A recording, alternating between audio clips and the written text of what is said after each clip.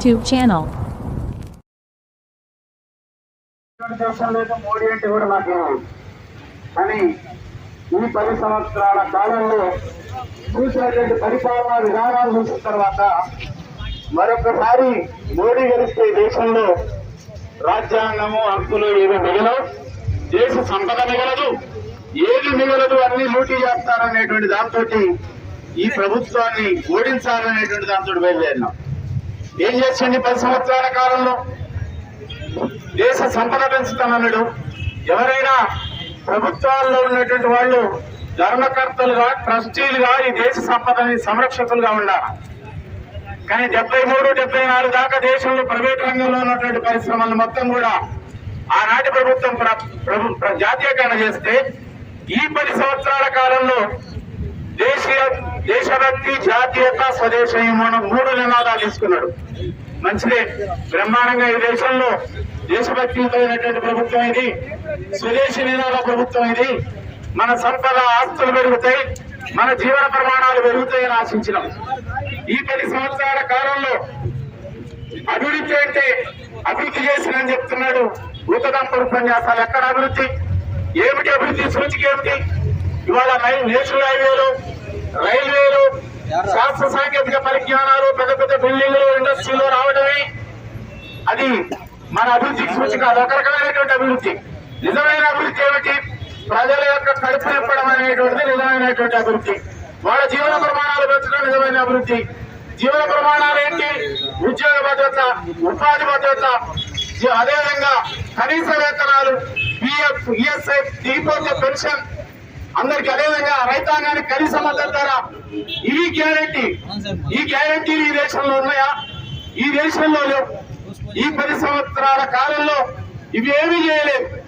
కానీ 10 సంవత్సరాల కాలంలో పార్లమెంటులో కార్మికులకు కానీ, రైతాంగానికి కానీ, ఏ వర్గాలకు కానీ ఒక్క చట్టం కూడా పార్లమెంట్ లో మనకు ఉపయోగపడేటువంటి చట్టం తీసుకురాలి. ఈ 10 సంవత్సరాల కాలంలో రైతాంగ వ్యతిరేక చట్టాలు తీసుకొచ్చాడు, కార్మిక వ్యతిరేక చట్టాలు తీసుకొచ్చాడు. అదేవిధంగా 16 రాష్ట్రాల్లో ఉన్నటువంటి ఖనిజ సంపదను మొత్తం కూడా కార్పొరేట్ వాళ్ళకు అప్పచెప్పడానికి ఫారెస్ట్ చట్టాలను మొత్తం కూడా సవరించి దాన్ని ధ్వంసం చేసి గిరిజనులని బయటికి నిలబెట్టి ఖనిజ సంపదను మొత్తం కూడా కార్పొరేట్ అప్పచెప్పే విధంగా ఒక సూపర్ చట్టం తీసుకొచ్చిండు. అది దేనికి రేపు ఉపయోగపడుతుంది? అది మొత్తం కూడా పర్యావరణాన్ని దెబ్బతీయడానికి, అదేవిధంగా సంపదను లూటీ చేయడానికి కార్పొరేట్ సంస్థలు దానికి ఉపయోగపడే విధంగా చేసినటువంటి ఒక పరిస్థితి ఉంది.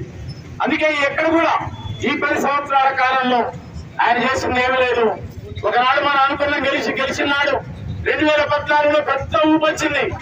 ఆయన వస్తే ఉద్యోగాలు వస్తాయి, గుజరాత్ మోడల్ అని పెద్ద ప్రచారం జరిగింది.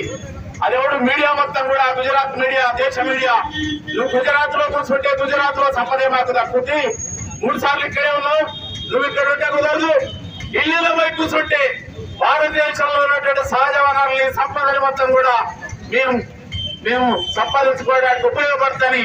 కార్పొరేట్ వర్గాలు మొత్తం ఢిల్లీలో కూర్చోబెట్టినాయి, ఢిల్లీలో గద్దెలెక్కించినాయి, పెద్ద మొత్తం ప్రచారం చేసినాయి, ఢిల్లీ లెక్కిండు. అందుకే నిజమైనటువంటి ప్రతినిధిగానే పనిచేస్తా ఉన్నాడు. ఆయన ప్రజల సేవ చేయడానికి రాలేదు. ఆయన ఎవరైతే గెలిపించారో, ఏ వర్గాలైతే గెలిపించినాయో, ఏ కార్పొరేట్ రంగాలైతే గెలిపించినాయో ఆ కార్పొరేట్ రంగాలకు మాత్రం సీఈఓగా పనిచేస్తా ఉన్నాడు. వాళ్ళ ప్రతినిధి మాత్రమే. ఈ 10 సంవత్సరాల కాలంలో ఆయన మనకు సేవ చేయలేదు. మన ప్రతినిధి కాదు, కార్మికుల యొక్క, ప్రజల యొక్క, రైతాంగం యొక్క ప్రతినిధి అంత మాత్రం కూడా కాదు. అందుకే వాళ్ళ వ్యవస్థలు మొత్తం కూడా ఇవాళ ఈ విధానాలకు వ్యతిరేకంగా దేశవ్యాప్తంగా బీజేపీ విధానాలకు వ్యతిరేకంగా ఫాసిస్టు చర్యలు కాదు, ఫాసిస్టు విధానాలకు వచ్చిండు. రేపు గెలిస్తే 3వసారి ఫాసిస్టు ప్రభుత్వంగా మారి ఈ దేశంలో మనం మాట్లాడడానికి కూడా ఇట్లాంటి మీటింగ్లు కూడా పెట్టుకోలేకుండా చేసే విధంగా రాజ్యాంగాల్ని, హక్కుల్ని, రాష్ట్రాల హక్కుల్ని మొత్తం మార్చివేసే విధంగా ఇవాళ ముందే బాగా చెప్తుండు. రాజ్యాంగాన్ని మారుస్తున్నా. రాజ్యాంగం ఏమిటి? మనకు హక్కులు లేకుండా చేసేటువంటిది మనవాద రాజ్యాంగం, నేతృత్వ రాజ్యాంగం, అది ఆర్ఎస్ఎస్ రాజ్యాంగం. అందుకే బీజేపీ వస్తే రేపు 3వసారి ఎన్నికల్లో మన హక్కులన్నీ కూడా హరించబడతాయి. అందుకే మనం వాళ్ళందరం కూడా, మన శక్తులందరికీ కూడా మాకెవరికి ఇక్కడ ఎన్నికల్లో గెలవాలని, ఎన్నికల్లో మాకు ఓట్లు వేయాలని మేము వచ్చిన వాళ్ళం కాదు, పోటీ చేస్తున్న కూడా కాదు. కానీ ఒకటే ఒక లక్ష్యం, దేశంలో బీజేపీకి ప్రత్యామ్నాయంగా ఏ రాష్ట్రంలో ఎవరు గెలిచినా బీజేపీ మాత్రం గెలిచే సమస్య లేదు, గెలవకూడదు. 3 సార్లు వస్తే గెలిచే ప్రమాదం ఏందో మనం గుర్తించి బీజేపీని ఓడించాలని మేము కోరుతా ఉన్నాం. మేము కూడా ఇక్కడ ఈ నియోజకవర్గంలో బీజేపీకి వాళ్ళ పోటీగా ఉన్నటువంటి ప్రత్యామ్నాయ ఇండియా కూటమిని గెలిపించాలని కూడా కోరుతా ఉన్నాం. ఎందుకంటే బీజేపీ వస్తే ప్రమాదం ఉంటుందో మనకు తెలుసు కనుక తక్షణ కర్తవ్యంగా మనం ఈ ఎన్నికల్లో మన రాష్ట్రంలో, దేశంలో, ఈ నియోజకవర్గంలో బీజేపీని ఓడించాలని మీ అందరికీ తెలియజేసే అవకాశం ఇచ్చిన మీ అందరికీ రేఖలు. రాష్ట్ర సచివాలయం దగ్గర నుంచి ఆకునూరు మురళి గారు, ప్రజాస్వామిక వేదిక నాయకులు, జాగో తెలంగాణ నాయకులు, జస్టిస్ చంద్రకుమార్ గారు, హైకోర్టు మాజీ న్యాయమూర్తి జెండా ఊపగా 1వ తారీఖు నాడు ఉదయం 8:30 గంటలు ప్రారంభమైంది. అక్కడి నుంచి ప్రారంభమైన తర్వాత మా యాత్రని ఫ్యాసిస్ట్ శక్తులు, బీజేపీ విద్వేష విభజన శక్తులు చాలా చోట్ల ఆపడానికి, లేకపోతే ఈ యాత్ర పైన దాడి చేయడానికి కూడా కొన్ని చోట్ల, వివిధ చోట్ల ఈ విధంగా గతంలో ఇలాంటి పరిస్థితి లేదు.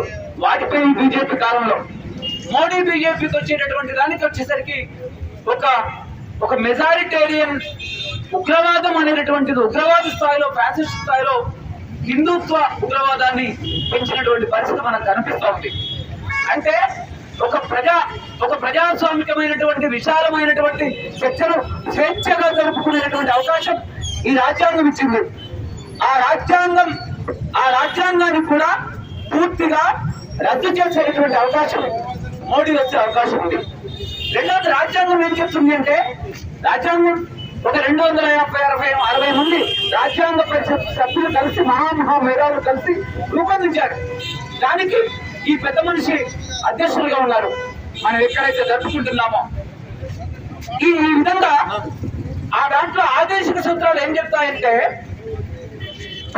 దేశంలో సంపద ఒక చోట కేంద్రీకరించకుండా, మోనోపల్లి సంపద కేంద్రీకృతం కాకుండా ఉండాలని చెప్పేసి ఆదేశిక సూత్రాలు చెప్తే, ఆ డైరెక్టివ్ ప్రిన్సిపల్స్. కానీ ఈరోజు మోడీ వచ్చిన తర్వాత దేశంలో గత 10 ఏళ్లలో ఏం జరిగింది? సామాన్యుల సంపద రోజు రోజుకు ఎదుగారిపోతుంటే, సామాన్యులు తిండి గింజలు, ఆహార పదార్థాలు కూడా కొనుక్కోవడానికి వాళ్ళకి అవకాశం కూడా లేకుండా పోతే, ఒక పక్క ఆదాయ సంపద అంతూ లేనంతగా పెరిగింది. ప్రపంచంలో అతిపెద్ద సంపన్నుల్లో ఈరోజు ఆదాని లాంటి సంపన్నుడు పెద్ద సంపన్నుడిగా ఎదిగాడు. దేశంలో అతిపెద్ద 2వ సంపన్నుడిగా ఆదాని లాంటి వాళ్ళు ఎదిగారు. అదేవిధంగా అంబానీ ప్రపంచంలోనే అతి పెద్ద 4-5 సంపన్నుల్లో అంబానీ లాంటి వాళ్ళు ఉన్నారు. ఈరోజు మనం ఉన్నటువంటి అనేక కిరాణా షాపులు ఎక్కడైతే ఉన్నాయో ఆ కిరాణా షాపుల స్థానంలో అంబానీ స్మార్ట్ స్టోర్స్, అంబానీ కూరగాయల షాపులు, అంబానీ కిరాణా షాపులు మన ఊళ్ళో మొదలుకొని ప్రతి నగరంలో వచ్చాయి. అలాంటి